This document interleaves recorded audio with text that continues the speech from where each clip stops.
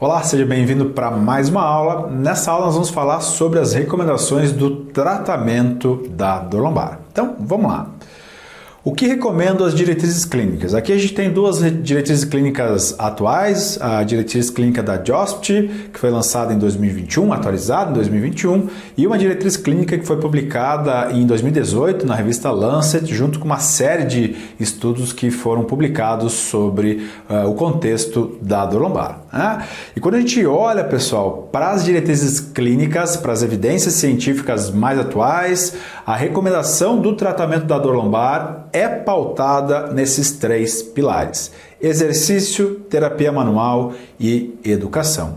Muitas vezes na prática se tem uma certa confusão, onde muitos colegas parecem ficar buscando técnicas diferentes, abordagens muito diferentes, mas o tripé de tratamento da dor lombar é exatamente esse: exercício, terapia manual e educação. Seja um paciente mais agudo, seja um paciente mais crônico, esse vai sempre ser o tripé. Mas claro, em alguns pacientes a gente vai adaptar mais uma intervenção, em outros mais outras, em outros isso vai ser combinado. Então na sequência também vou te mostrar como que a gente organiza isso no processo do tratamento. Mas eu gosto de deixar claro porque eu sei que na prática às vezes dá muita confusão, muito questionamento, mas eu brinco que não tem para onde fugir. É exercício, terapia manual e educação, tá bem?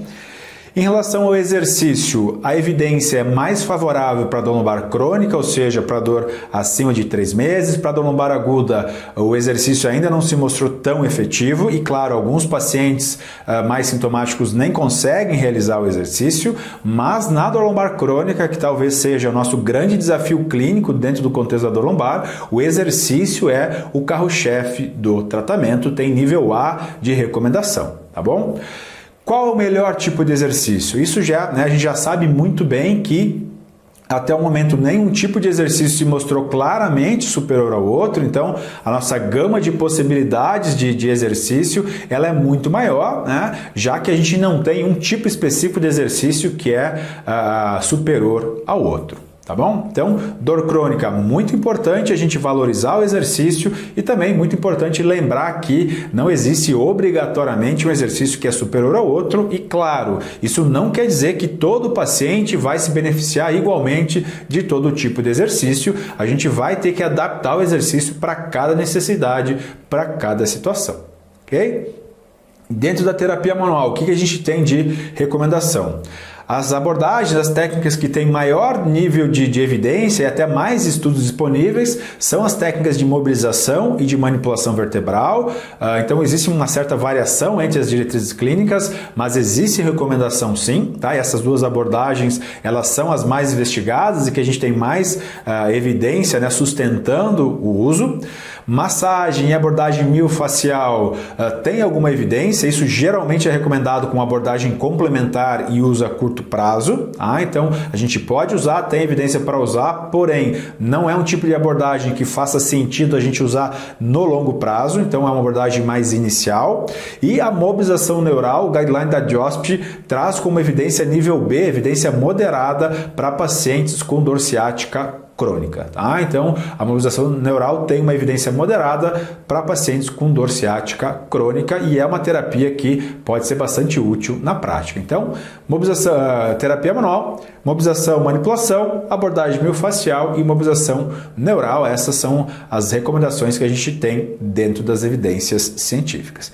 E educação, tanto no sentido de orientação, aconselhamento, hábitos de vida, cuidados e etc. E a educação em neurociência da dor, propriamente dita, o guideline da JOSPT traz como uma recomendação nível A para pacientes com dor lombar crônica. Então a orientação é que a educação em neurociência da dor seja associada à intervenção física, sobretudo em pacientes com dor lombar crônica. Então, tanto no sentido de aconselhamento, de educação, quanto em educação em dor, propriamente dito, isso pode ter valia, isso pode ser útil na nossa prática e, claro, a gente vai ter que saber triar qual paciente precisa mais, qual paciente precisa menos.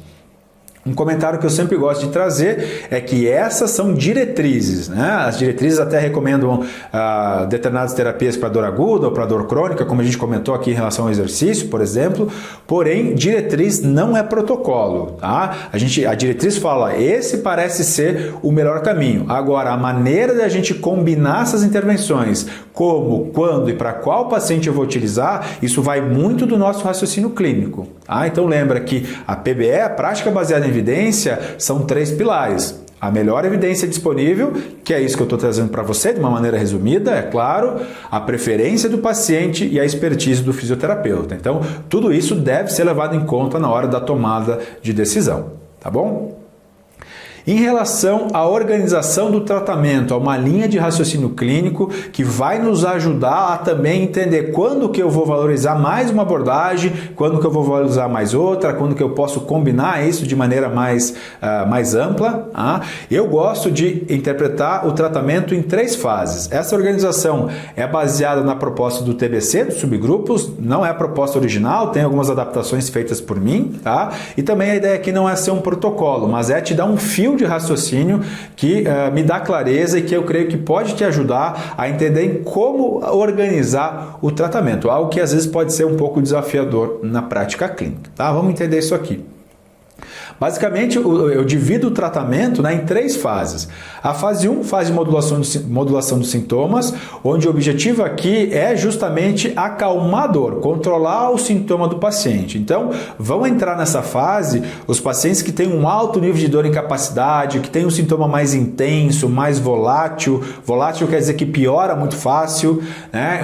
Pacientes principalmente que estão numa fase aguda ou subaguda. Então, quando o paciente vem com uma apresentação clínica mais sintomática, com maior incapacidade, o nosso primeiro objetivo vai ser o quê? Modular a dor, acalmar o sintoma. A gente classifica o paciente, na fase 1. A fase 2 é a fase de recuperação da função. O objetivo aqui, como o próprio nome diz, é começar a recuperar a capacidade funcional do paciente. Então aqui, geralmente, o paciente já vai estar com um sintoma mais controlado, mais amenizado, não é um sintoma mais tão volátil, né? Então a incapacidade também já está mais controlada. Esse paciente ele pode ter uma dor crônica persistente, então geralmente esse paciente com uma dor crônica mais persistente, mais complexa, ele entra no tratamento nessa fase, já pensando numa abordagem mais ativa. Tá? E o objetivo aqui é recuperar a função. Então, automaticamente a gente vai começar a valorizar mais uma abordagem ativa nessa fase de recuperação da função. E a fase 3, a fase de otimização funcional, aqui o objetivo é um foco altamente funcional. Então, aqui o nosso objetivo é aumentar a capacidade funcional do paciente, aumentar as capacidades físicas, equilibrar a relação capacidade e demanda para preparar o paciente para voltar para a jornada de trabalho, para voltar para a atividade física com mais conforto e com menos chance de recidiva. Então, o paciente vai entrar na fase 3, na fase de otimização funcional, quando ele já estiver com sintomas bem controlados ou às vezes até mesmo assintomático, tá? Porque para ter esse foco, claro que a gente vai valorizar muito mais o exercício, de uma maneira até mais global, o paciente tem que estar já com um sintoma mais controlado ou muitas vezes ele já está assintomático, tá certo? Então essas são as 3 fases que didaticamente eu gosto de organizar, de dividir, Claro que isso é uma linha de raciocínio e precisa ficar claro para você que nem sempre o paciente vai entrar na modulação dos sintomas e vai caminhando pelas outras fases. Ele pode entrar diretamente na recuperação da função, ele pode entrar diretamente na otimização funcional. Quem vai determinar isso é o status clínico, a sua avaliação, tá? Em relação às intervenções que a gente usa em cada fase, aqui talvez vai ficar um pouco mais claro como que a gente pode organizar esse tripé, A educação, a terapia manual e o exercício. A educação, talvez ela faça parte de todas as fases, Então aqui a gente vai falar principalmente da terapia manual e do exercício. Então olha só, na fase de modulação dos sintomas, como o nosso objetivo é modular a dor e o paciente está mais incapacitado, está com o sintoma mais volátil, a gente vai usar mais terapia manual, a gente vai usar mais exercícios terapêuticos, que são exercícios mais controlados, mais analíticos, e dificilmente a gente vai conseguir usar exercícios mais globais, mais gerais, porque o paciente está mais sintomático. Então, nessa fase 1 é uma fase que a gente usa muito a terapia manual e mais exercícios terapêuticos, mais analíticos, como por exemplo, exercícios de preferência direcional. Na fase 2, o paciente já está com o sintoma mais controlado e o nosso objetivo é começar a ter um foco maior na função. Então agora a gente começa a valorizar ainda mais os exercícios terapêuticos, aumentar a demanda, aumentar, né, a complexidade e a dose dos exercícios, começa a introduzir exercícios mais gerais e vai diminuindo o uso da terapia manual, né? No início a gente ainda vai equilibrando, vai usando mais terapia manual, mas a tendência, à medida que o paciente vai evoluindo e que ele vai ficando mais apto a abordagem mais ativa, é importante que a gente vá também, né, oferecendo mais essa abordagem ativa. E claro que isso vai ser, né, adaptado de caso para caso. Às vezes você vai usar um pouco mais ou um pouco menos terapia manual, um pouco mais de exercício. Cada caso tem as suas nuances, é óbvio.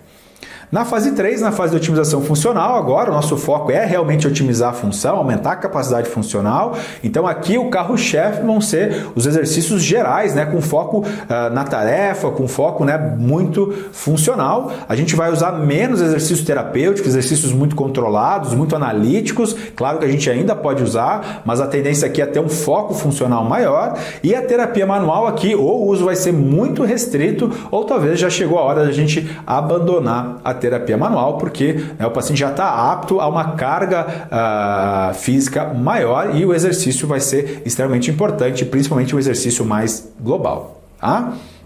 Então, olha só, a gente vai caminhando de uma fase de um tratamento que é mais passivo e analítico e evoluindo para um tratamento que pode ser mais ativo e mais global. Então, a gente vai equilibrando, a gente tem que ter esse raciocínio de entregar para o paciente aquilo que faz sentido em cada fase, né? Eu sempre gosto de comentar qual que é o erro. O erro é o paciente ter características clínicas de otimização funcional, ele precisa aumentar a capacidade funcional dele, aumentar as capacidades físicas para voltar a jogar bola, por exemplo, para voltar para o trabalho, né, que pode ser um trabalho com uma demanda física mais exigente, então ele precisa de exercício, de uma abordagem ativa, bem estruturada, e você está lá só fazendo liberação miofascial. Aí, na minha opinião, isso sim está errado, é um raciocínio clínico que não tem coerência.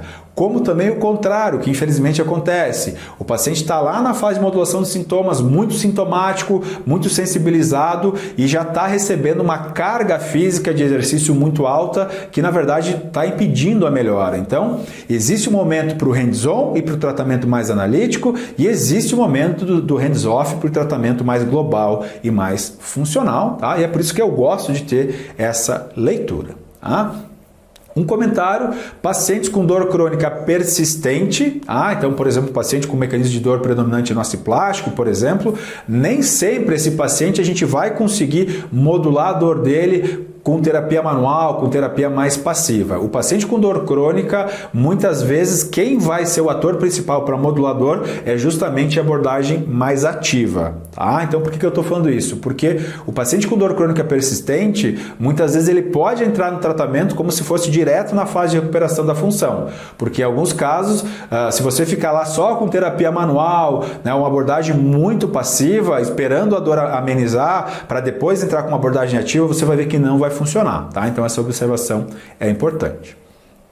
E claro, a escolha do tratamento não depende só disso, é um fio, é um raciocínio interessante, na minha opinião, porém outras coisas vão influenciar. O mecanismo predominante de dor, né? Então uma dor nociceptiva, neuropática ou nociplástica, como eu acabei de falar, a sua expertise, aquilo que você sabe fazer melhor, o seu treinamento, as preferências do paciente, a resposta terapêutica, aquilo que o paciente responde melhor ou não, se existem mais fatores psicossociais presentes ou não. Então, por exemplo, um paciente que tem uma alta presença de fator psicossocial, disfuncional, talvez uma abordagem só passiva não seja tão interessante, né? Uma abordagem mais ativa pode ser mais relevante, enfim, outros fatores, né, que podem contribuir na sua tomada de decisão, porém, né, a gente tem que sempre entender individualmente e adaptar o paciente, né, o tratamento para cada paciente, certo? Espero que essa aula tenha te ajudado a entender melhor como organizar o tratamento. Na parte prática você vai entender um pouquinho melhor essa abordagem. Então, dentro da terapia manual eu vou te mostrar técnicas mais para a fase aguda, depois técnicas que dá para evoluir um pouquinho mais. Na parte de exercícios, da mesma forma, tá bom? Então, muito obrigado e até a próxima.